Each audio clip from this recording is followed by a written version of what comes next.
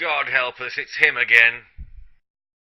The story so far of the story so far. Born, sold to a dog food factory, lost a leg in the mincing machine, stolen back from the factory, fitted with tin can false leg, hidden in forest, raised by wolves. Age 5, ride to London on the back of a wolf, eat the wolf, get job dancing in strip club called Young Boys a Go-Go, invent body popping, save the money that old men put in my thong. 5 years later, age 10, I leave.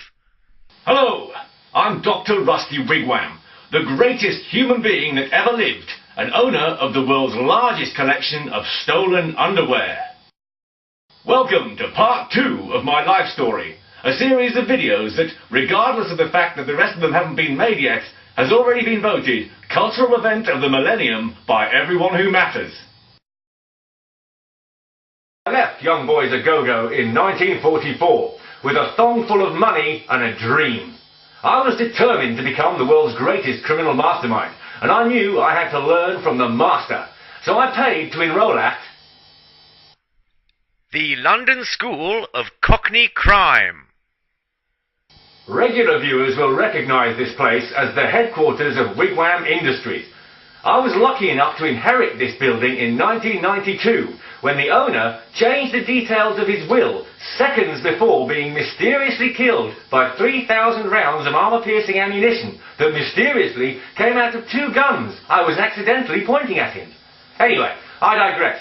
I went to the London School of Cockney Crime, where my tutor was Dave, cut out your heart and put it in a sandwich, Goggins, the original Cockney gangster, who was by far the most charming sexual deviant with cannibalistic tendencies that I have ever met. Dave taught me everything he knew about crime, and I graduated with honours in 1947. I celebrated by decapitating him and drinking so much gin that I fell into a coma for 2 years. I was 15 years old, and I knew that if I was going to become the world's greatest criminal mastermind, I would need to get rid of my false leg, which at the time was made of tin cans and milk bottles. So I went to see Professor Roger Madaughter, Chief Bionic Surgeon at the London Hospital of Bionic Superlimbs. I was now able to leap tall buildings in a single bound, and I knew it was time I paid my father a visit. Sadly, this was many years before video cameras were invented, but you can hear the audio recording of what happened when my father met my bionic leg at www.listentomekickmyfathertodeath.com. It's absolutely hilarious. He screams, he begs for mercy. At one point, you can hear his skull explode. I sold my father's corpse to the dog food factory, and then went to comfort my mother at this tragic time. Millions of you have written to me, inquiring as to why I keep my mother in my wardrobe. By the way, happy birthday, Mother! Well, this matter will be dealt with in greater detail in a future video, but basically, she's mental, and if I let her out, she just shit everywhere. I've always been very kind to my mother. After I kicked my father to death with my bionic leg, I knew that my mother would not be able to support herself, and so I generously offered her a job as a horse.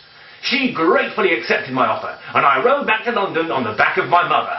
I spent the next few years riding my mother around London, robbing, killing and insulting people, until I had enough money to put the next stage of my master plan into action. Heartbreakingly, that's the end of this video. Tune in next time when I'll be telling you how I started Wigwam Industries and other exciting stories about my fantastic life that is so much better than yours. Goodbye. What's that? All right then, if you insist.